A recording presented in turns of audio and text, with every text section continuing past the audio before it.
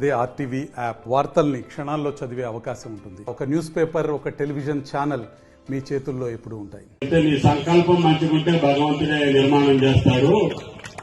నీకేమి లేకపోయినా పర్వాలేదు, మంచి సంకల్పం చేయండి అని చెప్పారు.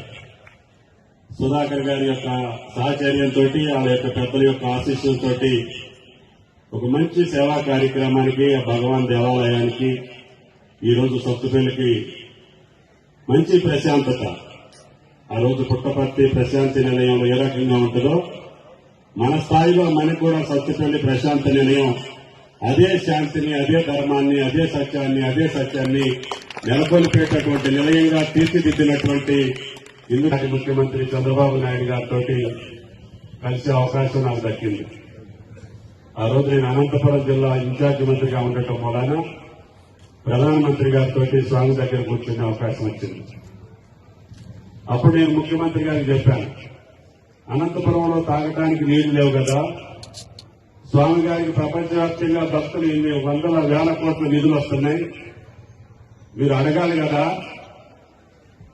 మంచినీళ్ళు ఇవ్వమని చెప్పి అడగండి, తప్పకుండా స్వామి ఏమంటారో చూద్దామని చెప్పి ఆ సమావేశంలో చెప్పినప్పుడు వెంటనే స్వామి ఆలోచన చేయకుండా బంగారం నేను చేస్తున్నాను అని చెప్పి 300 కోట్ల రూపాయలు ఆ రోజు శాంక్షన్ చేసి అనంతపురం జిల్లాలో ఉన్నటువంటి ప్రతి గ్రామానికి మంచినీళ్ళు ఇచ్చినటువంటి ఆ దేవుడు సత్యసాయి గారు అని చెప్పి మీకు ఈ సందర్భంగా మనం చెప్తుంది. ఈరోజు ఎన్నో సేవా సంస్థలు, ఎన్నో సేవా కార్యక్రమాలు, అభివృద్ధి కార్యక్రమాలు, ముఖ్యంగా విద్యా వైద్యం మీద ఆ సంస్థ చేస్తున్నటువంటి కార్యక్రమాలకి ప్రజలు ప్రశాంతంగా భరోసాతోటి నాకు భగవాన్ సత్యసాయి ఆశీస్సులు ఉన్నాయని చెప్పి ఈరోజు నిర్భయంగా జీవితాన్ని గడుపుతున్నటువంటి ఈ రాష్ట్ర ప్రజలకి ఆ స్వామి దయ ఎప్పుడూ ఉండాలని, ఆ ట్రస్టీలో ఉన్నటువంటి ప్రధాన బాధ్యులైనటువంటి మీరు ఆ స్వామి యొక్క సేవలో ఆ రకంగా ఆయన జీవిత కాలంలో ఏ రకంగా జరిగినాయో జీవితానంతరం కూడా అదే రకంగా జరగటం ఆ భగవాన్ సత్యసాయి సంకల్పం తప్ప వేరేది కాదు అని చెప్పి ఈ సందర్భంగా మనం చేస్తున్నాం.